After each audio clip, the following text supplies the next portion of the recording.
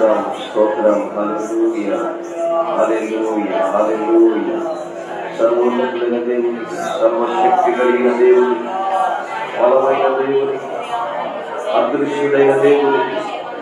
హల్లెలూయా హల్లెలూయా హల్లెలూయా హల్లెలూయా హల్లెలూయా. స్తోత్రం స్తోత్రం స్తోత్రం స్తోత్రం స్తోత్రం. హల్లెలూయా హల్లెలూయా హల్లెలూయా హల్లెలూయా హల్లెలూయా హల్లెలూయా హల్లెలూయా హల్లెలూయా. స్తుతి స్తోత్రం స్తోత్రం స్తోత్రం స్తోత్రం. పరిశుద్ధాత్ముడా పరిశుద్ధాత్ముడా. హల్లెలూయా హల్లెలూయా. మహాపరిశుద్ధుడా మహోన్నతుడా నీకు స్తోత్రాలనైనా. ఇంతవరకు నీ సన్నిధి మా మధ్యలో ఉంచినందుకే స్తోత్రాలు. ఈ సమయంలో నీ వాక్యోపదేశము నైనా నీ సందేశాన్ని బిడ్డలకు అందిస్తూ ఉండగా వినగల చెవి, గ్రహించగలిగిన హృదయము నడిచి యేసు నామములో అడుగుచున్నాము తండ్రి. ఆమేన్ ఆమేన్. మంచిది దేవుని బిడ్డలారా, గడిచిన పునరుత్థాన దినం నుంచి ఈ యొక్క పునరుత్థాన దినం వరకు దేవుడు తన సజీవమైన రెక్కల క్రింద మనందరినీ కాచి కాపాడి ఈ రీతిగా ఆయన నామాన్ని మహిమపరిచే సమయాన్ని ప్రభు మనం ప్రసాదించారు.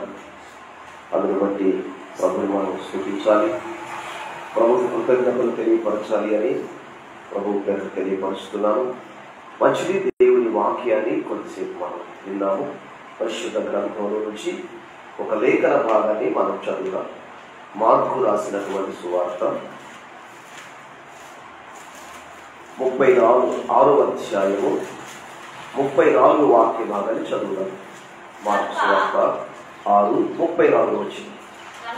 కనుక యేసు వచ్చి ఆ గొప్ప జన సమూహమును చూసి వారు కాపరి లేని గొర్రెల వలె ఉన్నందున వారి మీద కనికరపడి వారిని అనేక సంగతులను బోధింపసాగెను. చాలా ప్రొద్దుపోయిన తరువాత వచ్చి ఇది అరణ్య ప్రదేశము, ప్రొద్దుపోయినది,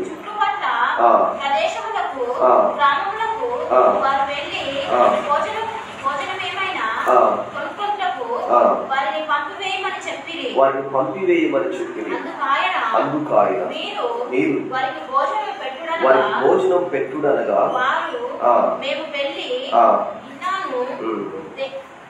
చూసారా. కనుక దేవుడు బిడ్డలారా, ప్రభు యొక్క సన్నిధిలో యేసు ప్రభు వారు 2025 సంవత్సరాల క్రిందట ఆయన భూలోకంలో ఉన్నప్పుడు ఆయా ప్రాంతాలకు, గ్రామాలకు, పల్లెలకు, పట్టణాలకు వెళ్ళి సువార్తను ప్రకటించేవాడు. అనేకులకు మరియు రాజ్య సువార్తలను మరియు ప్రభు తన యొక్క మహిమను ప్రకటించుకోవడము ఆయన ఆ విధమైనటువంటి పరిచర్యను చేశాడు. ఆయన గుడ్డివాడికి చూపునిస్తూ, మూగవాడికి మాటలు ఇస్తూ, చెవిటివాడికి వినికిడినిస్తూ, చచ్చిన వాడిని సైతం కూడా ఆయన లేపుతున్నటువంటి పరిచర్యను ప్రభు చేశాడు. అయితే ఒకరోజు ఆయన చేసినటువంటి ఒక గొప్ప కార్యం ఏమిటి అంటే ఆ వాక్య భాగంలో మీకు తెలియపరుస్తాను. 32వ వచనంలో, కాగా వారు దోణ ఎక్కి అరణ్య ప్రదేశములకు ఏకాంతముగా వెళ్ళివి. వారు వెళ్తుండగా జనులు చూచి అనేకులు ఆయనను తిరిగి సకల పట్టణముల నుండి అక్కడికి కాలినడక పరిగెత్తి వారి కంటే ముందుగా వచ్చిరి. కనుక యేసు వచ్చి ఆ గొప్ప జన సమూహమును చూచి వారు కాపర్లేని గొర్రెల వలె ఉన్నందున వారి మీద కనికరపడెను. అంటే ప్రభువు దోణ ఎక్కి అరణ్య ప్రదేశములకు ఏకాంతంగా వెళ్ళినట్టుగా చూడగలుగుతున్నాం. చూసారా, ప్రభు వెళ్ళినటువంటి ప్రాంతం ఏమిటంటే అరణ్య ప్రాంతం. అరణ్యం అంటే అడవి, అడవి ఊరు కాదు. ఆయన దోణ ఎక్కి అరణ్య ప్రాంతానికి వెళ్ళినప్పుడు జనులందరూ యేసు ప్రభు పలాని దగ్గర ఉన్నాడు, పలాని అరణ్యములో ఉన్నాడు అని తెలుసుకొని అనేకులు కుప్పలు తెప్పలుగా అక్కడికి వెళ్ళారు. ప్రభు స్తోత్రం. అంటే ప్రభు ఊర్లో ఉంటేనే ప్రజలు రారు ప్రభు దగ్గర. పట్టణంలో ఉంటేనే ప్రభువు దగ్గరికి రాను. చూసారా, ప్రభు పట్టణాన్ని విడిచిపెట్టి వెళ్ళి అరణ్యానికి వెళ్ళినా, అడవికి వెళ్ళినా బోధకుడు అక్కడ ఉన్నాడు, రక్షకుడు అక్కడ ఉన్నాడని జనులు చూసి కుప్పలుగా అక్కడికి వెళ్ళినట్టుగా చూడగలుగుతున్నాం. ఆ ప్రజలు చూసి ప్రభు ఏమనుకున్నాడు అంటే, చూసారా, వారి మీద కనికర పడ్డాడు. దేవునికి స్తోత్రం. కాగా వారు దోనేకి అరణ్య ప్రదేశములకు ఏకాంతముగా వెళ్ళిరి. వారు వెళ్ళుచుండగా జనులు చూచి అనేకులు ఆయనకు తిరిగి సకల పట్టణముల నుండి అక్కడికి కాలినడకలు పరిగెత్తి వారి కంటే ముందుగా వచ్చింది. కనుక యేసు వచ్చి ఆ జనసమూహమును చూచి వారు కాపరి లేని గొర్రెల వలె ఉన్నందున వారి మీద కనికర పడ్డాడు. దేవునికి స్తోత్రం. అంటే ప్రభు కంటే ముందుగానే వచ్చేసారు వాళ్ళు. ప్రభు అరణ్యానికి వెళ్తూ ఉన్నాడు అనేటువంటి వార్త విని ప్రభు కంటే ముందుగా అక్కడ అంతా కూడా సిద్ధమైపోయారు. ఓ జనం పికపికలాడుకుంటూ జనసమూహం అంతా అక్కడ పోటైపోయారు. ప్రభు అక్కడికి వెళ్ళి వారిని చూసేసరికి వారు ఏ విధంగా ఉన్నారు అంటే కాపరి లేని గొర్రెల వలె వారు ఉన్నట్లుగా దేవుని యొక్క వాక్యం చూడగలుగుతున్నాం. అయితే దేవుని బిడ్డలారా, ఆడ వాడబడినటువంటి మాట ఏమిటంటే ప్రభు వారి మీద కనికర పడ్డాడు. వారి మీద ప్రభు కనికర పడడానికి గల కారణం ఏమిటంటే వాళ్ళు చాలా విసిగిపోయి ఉన్నారు. వాళ్ళు విన్నారా, వాళ్ళు చాలా దిగజారిపోయి ఉన్నారు. వాళ్ళు చాలా దుఃఖ సాగరంలో ఉన్నారు. వారు చాలా సమస్యల్లో ఉన్నారు. చాలా ఇరుకుల్లో, ఇబ్బందుల్లో ఒక్కొక్క సమస్య ఒక్కొక్కరికి వెంటాడుతూ ఉంది. అలాంటి పరిస్థితుల్లో వారందరినీ చూసినప్పుడు ప్రభుకి కనికరం కలిగిందా? నిజమే, దేవుని యొక్క సన్నిధిలో కూర్చున్నటువంటి నిన్ను చూసి కూడా ఆయన కనికరపడేటువంటి వాడు. దేవునికి స్తోత్రాలు. ఈ స్థితిని చూసి, నీ దుఃఖాన్ని చూసి, నీ మనోవ్యాకులాన్ని చూసి, నీ కష్టాన్ని చూసి, నీ కన్నీరు చూసి ఆయన దాటిపోయేవాడు కాదు. ఆయన విడిచిపెట్టి వెళ్ళేవాడు కాదు. ఆయన చెయ్యి వదిలిపెట్టి వెళ్ళేవాడు కాదు. ఇదిగో ప్రజలందరూ కూడా అక్కడికి వచ్చారు, ఆ అరణ్య ప్రాంతానికి వచ్చారు, ఆ ఎడారి ప్రాంతానికి. ఇదిగో అడవికి వచ్చిన తర్వాత వారందరినీ ప్రభు చూశాడు. అందరినీ చూసినప్పుడు వారు కాపరి లేని గొర్రెల వలె ఉన్నారు. దేవుని బిడ్డలారా, కాపరి లేని గొర్రె ఏ విధంగా ఉంటుంది? కాపరి లేని గొర్రెలు ఏ విధంగా ఉంటాయి? ఎటుబడి తగ్గిపోతాయి. వాటికి ఏమి తెలియదు. చూసారు, వాటికి తెలియదు. ఒకవేళ అక్కడ పచ్చిక ఉన్నా కానీ ఆ యొక్క భయంతో ఉంటాయి. ఎవరైనా దొంగో లేకపోతే ఆ మృగమో లేకపోతే ఏదో ఒకటి వచ్చేసి మనం చంపుతుందేమనుకొని బెదురుగా భయపడుకుంటూ ఉండగలిగింది. దానికి నెమ్మది అనేది ఉండదు అన్నమాట. కాపరి లేని గొర్రె ఏ విధంగా ఉంటుంది అంటే అదొక బలహీనంగా బిక్కు అనుకుంటూ చూడగలుగుతాం. చూసారా, ఎవరైనా మందను కాస్తూ ఉంటే ఆ మందను కాసేటువంటి కాపరిని చూసి గొర్రె ధైర్యంగా మేతం వేయగలిగింది. ఎందుకంటే ఆ యజమానుడు అక్కడ ఉన్నాడు అనేటువంటి ధైర్యం ఉంటుంది. విన్నారా, అవి చూసుకుంటూ ఉంటాయి. ఒకవేళ యజమానుడు ఎత్తి వెళ్ళినా కానీ అవి రావడానికి ప్రయత్నం చేస్తూ ఉంటాయి. అంటే కాపరి యొక్క కనుసైగలో, కాపరి యొక్క చూపులో, కాపరి యొక్క పులిబెరలో అవి వేయటానికి ఇష్టపడతాయి అనేది ప్రభు పేరట మీకు తెలియపరుస్తున్నాను. అంటే ఒక కాపరి లేని గొర్రె విసిగిపోతూ ఉంటది, అది చెదిరిపోతూ ఉంటది, అది వేసారిపోతుంటుంది అనేది దేవుని వచనాన్ని బట్టి ప్రభు సన్నిధిలో మీకు తెలియపరుస్తూ ఉన్నాను. ఆ ప్రజలందరినీ చూసి కాపరి లేని గొర్రెల వలె వారి విసిగి చెదిరి ఉన్నందున వారి మీద కనికరపడినట్లుగా దేవుని యొక్క వాక్య భాగంలో చూడగలుగుతున్నాం. చూసారా, ఇంకొక మాట మీకు తెలియపరుస్తాం. 9వ అధ్యాయం మత్తయి సువార్త 9వ అధ్యాయం 36వ వాక్యాన్ని చదవండి. 9:36. ఆయన సమూహములను చూచి వారు కాపరి లేని గొర్రెల వలె అదో విసిగి చెదిరి ఉన్నందున వారి మీద కనికరపడెను. దేవునికి స్తోత్రం. ఇక్కడ కూడా భక్తుడు రాస్తూ ఉన్నాడు, వారికి కాపరి లేడు. వారికి కాపరి లేనందున, వారికి యజమానుడు లేనందున, వారికి నాయకుడు లేనందున, వారు నడిపించే వ్యక్తి లేనందున ఇదిగో గొర్రెలన్నీ చెదిరిపోయినట్టుగా, గొర్రెలన్నీ ఆకల బారిన పడినట్టుగా, రోగ పీడితులుగా ఉన్నట్టుగా, బలహీనమైనట్టుగా దేవుని వాక్య భాగం చూడగలుగుతున్నాం. నా ప్రభు చెబుతూ ఉన్నాడు, ఇదిగో వాడు కాపలేని గొర్రెల వలె విసిగి చెదిరి ఉన్నందున వారి మీద కనికరపడ్డాడు. వారి మీద కనికరపడి ప్రభు అన్నాడు కదా, ఇదిగో వారికి మీరు భోజనం పెట్టండి అని ప్రభు చెప్తాడు. ప్రభువా, ఇది అరణ్య ప్రాంతం అయ్యా, ఇది ఊరు కాదు, ఇది సిటీ కాదు, ఇది పల్లె కాదు, ఇది ప్రాంతము కాదు, ఇది అరణ్య ప్రాంతము. అరణ్య ప్రాంతం అని నాకు తెలుసు, మీరు భోజనం పెట్టండి అని ప్రభు చెప్పిన తర్వాత అక్కడ దాదాపుగా చూసారా, ఆ మార్కు సువార్తలో మనం చదివినటువంటి ఆ వాక్య భాగంలో చదువుతామన్నమాట. చాలా కృతైన తర్వాత ఆయన శిష్యుల యొద్దకు వచ్చి 39 చదువుతానా? 5 రొట్టెలు 2 చేపలు ఉన్నవని అప్పుడు ఆయన పచ్చిక మీద అందరూ పంక్తులు పంక్తులుగా కూర్చున్నవనని ఆజ్ఞాపింపగా వారు 100 మంది చొప్పునను 50 మంది చొప్పునను పంక్తులుగా కూర్చుండిరి. అంతటా ఆయన ఆ 5 రొట్టెలను 2 చేపలను పట్టుకొని ఆకాశం వైపు కన్నులెత్తి ఆశీర్వదించి ఆ రొట్టెలు విరిచి వారికి వడ్డించుటకు తన శిష్యులకు ఇచ్చి ఆ 2 చేపలను అందరికి పంచిపెట్టెను.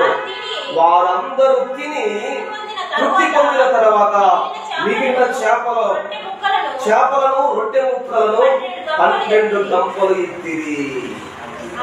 ఆ రొట్టెలు తినిన వారు 5,000 మంది పురుషులు. నిజమే దేవుని బిడ్డలారా, ప్రభు చేసినటువంటి కార్యం ఏమిటంటే ప్రభు వారి మీద కనికరపడ్డాడు. ప్రభు వారి మీద కనికరపడి వారికి ఉన్నటువంటి ఆకలిని తీర్చగలిగాడు, వారికి ఉన్న దాహాన్ని తీర్చగలిగాడు, వారికి ఉన్న సమస్యను పరిష్కారం చేయగలిగాడు అనే విషయాన్ని ప్రభు పేరట మీకు తెలియపరుస్తున్నాను. ఆ ప్రభు చూపినటువంటి కనికరము వారి మీద అంత గొప్పదిగా మనం చూడగలుగుతున్నాం. కనుక మన దైనందిన జీవితంలో కూడా ప్రభు మన మీద కూడా కనికరపడేటువంటి వాడని ప్రభువు సన్నిధిలో మీకు తెలియపరుస్తున్నాను. కనికరం అనేటువంటి మాట ఇంగ్లీష్ లో కంపాషన్ అని మనం చూడగలుగుతున్నాం. కంపాషన్ అనేటువంటి మాటకు అర్థం ఏమిటంటే ఇతరుల పట్ల సానుభూతి పలుకుట, సానుభూతి తెలియపరుచుట. అంటే ప్రభు మన పట్ల సానుభూతిని కనపరిచేటువంటి వాడు. కంపాషన్ అనగా కనికరాన్ని చూపగలిగేటువంటి వాడు. అంటే మనం ఏ స్థితిలో ఉన్నామో, ఏ పరిస్థితిలో ఉన్నామో, మన స్థితి ఏమిటో, మన గతి ఏమిటో దాన్ని చూసి మన మీద సానుభూతి తెలిపేటువంటి వాడు. దేవునికి స్తోత్రాలు. ఒకవేళ మనం ఆకలితో ఉన్నామా, ఆకలి తీర్చడానికి ఆయన సానుభూతిని కనబరిచేటువంటి వాడు. దాహంతో ఉన్నామా, రోగంతో ఉన్నామా, సమస్యతో ఉన్నామా, చిక్కుల్లో ఉన్నామా, ఇంకా చెప్పుకోలేనటువంటి బాధలో ఉన్నామా, ఇదిగో దాని పట్ల ప్రభు మన మీద సానుభూతిని పలికేటువంటి వాడు. ప్రభు స్తోత్రాలు. అలాంటి సానుభూతిని ఈ లోకంలో ఎవరు కూడా మన పక్షంగా పలకరు. పోనీ వాళ్ళకి అంతే కావాలి, వాళ్ళకి అలాగనే జరగాలి, అట్లుంటేనే బాగుంటుందిలే, అట్లనే జరగాలి, అట్లా జరిగితే బాగుంటుందిలే అని ఇతరులు మన పట్ల ఆ విధంగా పలకవచ్చేమో, కానీ మన దేవుడు మన పట్ల సానుభూతిని కనబరిచేటువంటి వాడు. దేవునికి స్తోత్రాలు. ఆయన కనికరం అది, ఆయన కనికరం అది. వాళ్ళు విసిగిపోయి ఉన్నారు, వాళ్ళు వేసారిపోయి ఉన్నారు, వాళ్ళు చెదిరిపోయి ఉన్నారు, వాళ్ళు సమస్యల్లో ఉన్నారు, వాళ్ళు బాధల్లో ఉన్నారు. కాబట్టి ఇదిగో ప్రభు కంటే ముందుగా అరణ్య ప్రాంతానికి చేరుకోగలిగారు. ప్రభువా, అనేకమైన సమస్యలు మమ్మల్ని వెంటాడుతూ ఉన్నాయి, అనేకమైన బాధలు మమ్మల్ని వెంటాడుతూ ఉన్నాయి. దయచేసి మా మీద సానుభూతి చూపేవారు ఎవరు లేరయ్యా, మా పట్ల కనికరం చూపేవారు ఎవరు లేరయ్యా అని ప్రభు కంటే ముందుగా అరణ్య ప్రాంతానికి వెళ్లి కూర్చున్నారు. జనసమూహం అంతా ప్రభు కైవారం, ఆ జనసమూహం అంతా కూడా ప్రభుని వారు చూశాడు. చూసేసరికి వారందరూ కూడా కాపాడలేని గొర్రెల వలె విసిగిపోయి ఉన్నారు. ఒక మనిషికి విసుగు ఎప్పుడు వస్తుందండి? ఎప్పుడు వస్తుంది? తన జీవితంలో ఏదైనా సమస్యకు పరిష్కారం జరగకపోతే విసుగు చెందుతూ ఉంటారు. ఎందుకు ఈ జీవితం, ఎందుకు ఈ బ్రతుకు, నెమ్మది లేదాయా, సమాధానం లేదాయా, ప్రశాంతత లేదాయా, విశ్రాంతి లేదాయా అనేటువంటి యొక్క పరిస్థితిని తలంచుకొని ఆ విసుగు చెంది కొంతమంది వారి జీవితంలో ఈ లోకాన్ని విడిచిపెట్టి వాళ్ళు వెళ్ళిపోతూ ఉంటారు, చనిపోతూ ఉంటారు, ఆత్మహత్య చేసుకుంటూ ఉంటారు. రకరకాలైనటువంటి కారణాల చేత వాళ్ళు ఈ లోకాన్ని విడిచిపెట్టి వెళ్ళిపోతారు. అయితే దేవుడి బిడ్డలారా, మన ప్రభువు చెప్తున్నటువంటి యొక్క మాట ఏమిటంటే, ఇదిగో నీ జీవితంలో దేని ద్వారా విసుగు చెందుతున్నావు, ఆ విసుగును చూసి ప్రభు నీకు సానుభూతిని తెలియపరిచి నీ మీద కనికరము చూపి నీ పట్ల కార్యం చేసేవాడని ప్రభు పేరట మీకు తెలియపరుస్తూ ఉన్నారు. ఇంకొక వాక్యాన్ని కూడా మీకు సందర్భంగా తెలియపరుస్తాను. చూడండి, సంఖ్యాకాండములో 27వ అధ్యాయము, సంఖ్యాకాండము 27వ అధ్యాయము 17వ వాక్య భాగాన్ని చదవండి.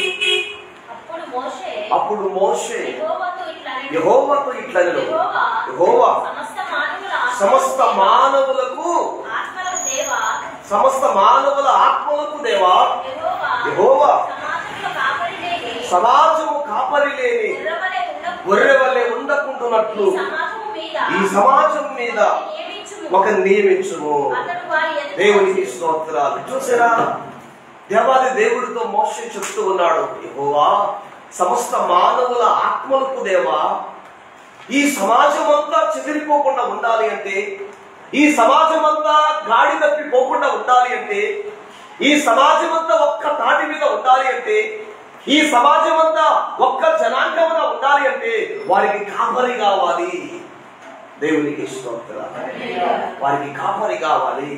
నిజమే దేవుని బిడ్డలారా, సమాజానికి సంఘానికి ఇదిగో కాపరి కావాలి, సంఘానికి కాపరి కావాలి, సంఘ బిడ్డలకు కాపరి కావాలి. ఆ కాపరి ఎలాంటి వాడిగా ఉండాలి అంటే, మరియు ఆ సంఘాన్ని పోషించేటువంటి వాడిగా, సంఘానికి సరైనటువంటి రీతిలో నడిపించేవాడిగా, సంఘాన్ని గాడిలో పెట్టేవాడిగా, సంఘానికి ఉపదేశించేవాడిగా, సంఘాన్ని ప్రభు కొరకు సిద్ధపరిచేటువంటి వాడిగా, సంఘము మరియు ప్రభు యేసుక్రీస్తు వారి యొక్క రాకడకు పెళ్లి కుమారుడు కొరకు పెళ్లి కుమార్తెగా సిద్ధపరచున్నట్టుగా కాపరి ఉండాలి అని ప్రభు యొక్క వాక్యాన్ని బట్టి మీకు తెలియపరుస్తూ ఉన్నాను. దేవునికి స్తోత్రాలు. హల్లెలూయా. కాపరి ఇదిగో గొర్రెలను కోసుకొని తినేవాడుగా ఉండకూడదు. కాపరి చేయవలసింది ఏమిటంటే, గొర్రెలకు సరైనటువంటి ఆహారాన్ని ఇవ్వాలి. ఒకవేళ బలహీనమైన గొర్రెగా ఉంటే, ఒకవేళ సమస్యల గొర్రెగా ఉంటే, ఒకవేళ రోగంతో ఉన్నటువంటి గొర్రెగా ఉంటే, ఒకవేళ పడలేకపోయిన గొర్రెగా ఉంటే, ఆ గొర్రె గాయాన్ని కట్టేవాడిగా, ఆ గొర్రెను బలపరిచేవాడిగా, ఆ గొర్రె సమస్యను తీర్చేవాడిగా కాపరి ఉండాలి. దేవునికి స్తోత్రాలు. అది కాపరి యొక్క లక్ష్యం. ప్రభు స్తోత్రాలు. చూసారా, 100 గొర్రెలు ఉన్నాయి. 100 గొర్రెల్లో ఒక్క గొర్రె తప్పిపోయింది. ఎందుకు తప్పిపోయిందో తెలియదు, ఏ విషయంలో తప్పిపోయిందో తెలియదు, కానీ గొర్రె అయితే తప్పిపోయింది. అయితే తప్పిపోయినటువంటి గొర్రె కొరకు 99 గొర్రెలను వదిలిపెట్టి ఒక్క గొర్రె కోసము అక్కడ కాపరి వెళ్ళినట్టుగా చూడగలుగుతాం. అంటే కాపరి యొక్క బాధ్యత, కాపరి యొక్క లక్షణం ఏమిటంటే, తప్పిపోయిన గొర్రెలను కాపాడుట అనేది ప్రభు యొక్క సన్నిధిలో మీకు తెలియపరుస్తున్నాం. అయితే మోషే చెప్తున్నాడు, సమస్త మానవుల ఆత్మలకు దేవా, ఈ సమాజం అంతా ఒక గాడిలో ఉండాలి. ఈ సమాజం అంతా నీ వైపు చూసేవారుగా, నిన్ను ఆరాధించేవారుగా, నిన్ను ప్రేమించేవారుగా, నీ వైపు ఆనుకునేవారుగా ఉంటున్నట్లుగా ఇదిగో వారి మీద ఒక నాయకుడిని ఏర్పరచు. ఆ నాయకుడు, ఆ కాపరి ఉండి ఆ గొర్రెలు తప్పిపోవు, ఆ గొర్రెలు చెదిరిపోవని దేవుడికి మోషే ప్రార్థన చేస్తున్నట్టుగా వాక్యం సెలవిస్తుంది. ప్రభు స్తోత్రాలు. ఇంకొక విషయాలు కూడా సందర్భంగా మీకు తెలియపరుస్తాను. మొదటి రాజుల గ్రంథము 22వ అధ్యాయము 17వ వాక్యాన్ని చదవండి. 22:17 వచనం. మొదటి రాజులు, అతడు ఇశ్రాయేలీయులందరూ కాపరి లేని గొర్రెల వలె కొండల మీద చెదిరియుండుట చూచుచున్నాను అని అక్కడ ప్రవక్త అయినటువంటి మీకాయా చెప్తున్నట్టుగా వాక్యము సెలవిస్తుంది. ప్రవక్తలందరూ కూర్చొని ఒక్కొక్క విధంగా ప్రవచిస్తూ ఉన్నారు. ఆ రాజుల గురించి ప్రవచిస్తూ ఉన్నాడు. కానీ మీకాయా దేవుని ఆత్మ కలిగినటువంటి వాడు కనుక, దేవుని ఉపదేశము పొందినటువంటి వాడు కనుక, ఆయన ఖచ్చితమైనటువంటి యొక్క సందేశాన్ని దేవుని యొద్ద నుండి తీసుకొని మరియు ప్రజలకు అక్కడ ఉన్నటువంటి రాజులకు చెప్పగలిగినటువంటి వాడు. అయితే అక్కడ రాజులు అంటున్నారు కదా, మిగతా ఎంతమంది అయితే ప్రవక్తలు ఉన్నారో వాళ్ళందరినీ పోని నువ్వు కూడా సేమ్ ప్రవచనం చెప్పమని వాళ్ళందరూ చెప్తున్న తర్వాత ఆ విధమైన ప్రవచనాన్ని మీకాయ చెప్పలేదు. మీకాయ ఏమని చెప్తున్నాడు? దేవుడు ఆత్మతో నింపబడినటువంటి వాడై ఇదిగో అతడు ఇశ్రాయేలునందరూ కాపర్లేని గొర్రెల వలె కొండల మీద చెదిరి ఉండటం చూస్తున్నానని వాక్యము సెలవిస్తుంది. దేవుని బిడ్డలారా, ఇశ్రాయేలు ప్రజలు ఏ విధంగా చెదిరిపోయి ఉన్నారంటే కాపరి లేని గొర్రెల వలె చెదిరిపోయి ఉన్నారు. వారికి కాపరి లేడు. వారికి కాపరి లేడు. కాపరి లేకపోతే గొర్రెలు చెదిరిపోతాయి. కాపరి లేకపోతే గొర్రెలు బెదిరిపోతాయి. కాపరి లేకపోతే గొర్రెలు బక్కచిక్కిపోతాయి. కాపరి లేకపోతే గొర్రెలు బలహీనమైపోతాయి. కాపరి లేకపోతే గొర్రెలు పడిపోతాయి. కాపరి లేకపోతే గొర్రెలు చంపబడతాయి. అయితే నీకు కాపరి కావాలి. దేవునికి స్తోత్రాలు. అందుకే దావీదు భక్తుడు చెప్తున్నాడు, యెహోవా నా కాపరి, నా కాపరి. God is my shepherd. యెహోవా నా కాపరి, యెహోవా నా కాపరి, నాకు లేమి కలగదు. దేవునికి స్తోత్రం. లేమి కలగదంటే పొదువా కలగదు. ప్రభు నీకు కాపరిగా ఉంటే, ప్రభు నీ కాపరిగా ఉంటే చూసారా, కాపరి ఏం చేస్తాడు అంటే తన గొర్రెలు ఎప్పుడు కూడా పుష్టిగా ఉండాలని చూస్తాడు. దేవునికి స్తోత్రం. కాసేవాడు ఏం చేస్తాడు? పుష్టిగా తినాలి. ఈరోజు సరిగా మేత వేయలేదు గొర్రెలు, సమయం లేదు అనుకోని ఏం చేస్తాడంటే ఆ సమయాన్ని బట్టి మంచిగా పచ్చిక ఎక్కడ దొరికిందా అని ఆ పచ్చిక దగ్గర తీసుకుని వెళ్ళి అక్కడ తోలేస్తాడు. ఆ గొర్రె సమృద్ధిగా, అంటే కాపరి లక్షణం ఏమిటి అంటే గొర్రె పుష్టిగా ఉండటమే కాపరి యొక్క ఉద్దేశం. అయితే దేవుని బిడ్డలారా, మన దేవుడు మనకు కాపరిగా ఉంటే మరి మన దేవుడు మనం ఏమని చూస్తాడు? నా బిడ్డ పుష్టిగా ఉండాలి. దేవునికి స్తోత్రాలు. పుష్టిగా ఉండాలి, ఆరోగ్యంగా ఉండాలి, ఆర్థికంగా వర్ధిల్లాలి, అనేకులకు దీవెనకరంగా ఉండాలి, అనేకులకు ఆశీర్వాదకరంగా ఉండాలి, అనేకులకు మేలుకరంగా ఉండాలి, అనేకులకు మార్గదర్శిగా ఉండాలి అని మన కాపరి చూస్తూ ఉంటాడు. అయితే ఆయన చేతిలో మేపబడే గొర్రెగా ఉండాలి. ఆయన కాపరి అయితే ఆయన చేతిలో మేపబడే గొర్రెగా ఉన్నప్పుడు, ఆయన మాట విన్నప్పుడు, ఆయన మాట ప్రకారం నడిచినప్పుడు, ఆయన మాట ప్రకారం ప్రవర్తించినప్పుడు ఇదిగో నిన్ను కూడా ఆ విధంగా సమృద్ధి అయినటువంటి గొర్రెగా ఉంచుతాడు. ఒకవేళ మాట వినకపోతే కాపరి ఏం చేస్తాడు అంటే దృష్టి పెట్టుకుంటాడు. ఓహో, ఈ గొర్రె మాట విన గొర్రె అనుకొని దానికి ఒక్కసారి కర్ర తీసుకొని ఒక చురుకు పెడతాడు. ప్రభు కదా, అన్ని గొర్రెలు ఒకే విధంగా ఉంటావు కదా చెప్పండి. కొన్నేమో తిరగబడే గొర్రెలు ఉంటాయి, కొన్నేమో లోబడే గొర్రెలు ఉంటాయి, కొన్నేమో కలిసే గొర్రెలు ఉంటాయి. ఏంటి? కొన్నేమో లోపల మదనపడే గొర్రెలు ఉంటాయి, కొన్నేమో సాటిగా ఉన్నటువంటి గొర్రెలు ఉంటాయి. అవన్నిటి గురించి కూడా కాపరికి తెలుసు అన్నమాట. తిరగబడే గొర్రెకు ఏ విధంగా బుద్ధి చెప్పాలి, లోబడే గొర్రెను ఏ విధంగా హక్కును చేర్చుకోవాలి, ఇంకా దొంగ గొర్రెను ఏ విధంగా గాడిలో పెట్టుకోవాలి అనేటువంటిది ఎవరికి తెలుస్తుందంటే కాపరికి మాత్రమే తెలుసు. దేవునికి అది కాపరి లక్షణం. అయితే ఒకవేళ మనం ఏ గొర్రెగా ఉన్నా కానీ ఆయన చేతిలో గొర్రెగా ఉంటే మనల్ని ఆయన మలుచుకోవడానికి సిద్ధంగా ఉన్నాడు. సిద్ధంగా ఉండే దేవుడు. అందుకనే మహాభక్తుడు ఆయనే గొర్రెల కాపరి అయితే ఆయన అంటున్నాడు కదా, యెహోవా నా కాపరి, నాకు లేమి కలగదు. పచ్చిక గల చోట్ల ఆయన నన్ను మరొండజేయుచున్నాడు. శాంతికరమైన జలముల యొద్ద ఆయన నడిపించుచూ ఉన్నాడు. నా ప్రాణములకు సేద తీర్చుచూ ఉన్నాడు అని భక్తుడు చెప్తూ ఉన్నాడు. కనుక దేవుని బిడ్డలారా, దేవుని చేతిలో మేపబడే గొర్రెగా నీవు ఉండాలి. ప్రభు స్తోత్రాలు. దేవుని చేతిలో మేపబడే గొర్రెగా నీవు ఉంటే నీకు సమృద్ధి కలుగుతుంది. దేవుని చేతిలో మేపబడే గొర్రెగా ఉంటే నీకు ఆరోగ్యం కలుగుతుంది. దేవుని చేతిలో మేపబడే గొర్రెగా ఉంటే ఇదిగో నీకున్న సిక్కు సమస్యలు వెళ్ళిపోతాయి, నీకున్న ఆటంకాలు వెళ్ళిపోతాయి, నీకున్న అభ్యంతరాలు వెళ్ళిపోతాయి, నీకున్నటువంటి ప్రతి విధమైనటువంటి ఇరుకు ఇబ్బందులను కూడా ఆయన తొలగించడానికి సమర్థుడని ప్రభు లేఖనాన్ని బట్టి మీకు తెలియపరుస్తున్నాడు. ఆ భక్తుడని చెప్తున్నాడు, యెహోవా సమస్త మానవుల ఆత్మలకు యెహోవా దేవా, ఇదిగో ఈ సమాజం అంతా కాపరి లేని గొర్రెల వల్ల ఉండకుండాట్లుగా నాయకుని ఏర్పాటు చేయమంటూ ఉన్నాడు. వారు కాపలేని గొర్రెల వలె కొండల మీద విసిగి చెదిరి ఉన్నందున అని మీకాయ చెప్తున్నట్టుగా ప్రభు లేఖనాన్ని బట్టి మీకు తెలియపరుస్తున్నాను. అంటే చెదిరి ఉన్న వారి పట్ల ప్రభు కనికరపడేవాడని వాక్యం ద్వారా మీకు తెలియపరుస్తున్నాను. ఇంకొక విషయాన్ని కూడా ఈ సందర్భంగా మీకు తెలియపరుస్తాను. చూడండి, యెహెజ్కేలు ప్రవచన గ్రంథం 34వ అధ్యాయము 5వ వాక్యాన్ని చదవండి. 34:5. యెహెజ్కేలు భక్తుడు కాబట్టి కాపరి లేకయే అవి చెదిరిపోయి. చూసారా, కాపరి లేనందువల్ల ఆ గొర్రెలు చెదిరిపోయినట్లుగా దేవుని వచనాన్ని బట్టి ఆడ మనం చదువుతాం. జకరియా ప్రవచన గ్రంథంలో కూడా ఒక చక్కటి మాట మనం చదువుతాం. జకరియా గ్రంథం 10వ అధ్యాయము 2వ వాక్యాన్ని చదవండి. గొర్రె మంద తిరుగులాడినట్లు జనులు తిరుగులాడుదురు, కాపరి లేకయే బాధ నొందుదురు.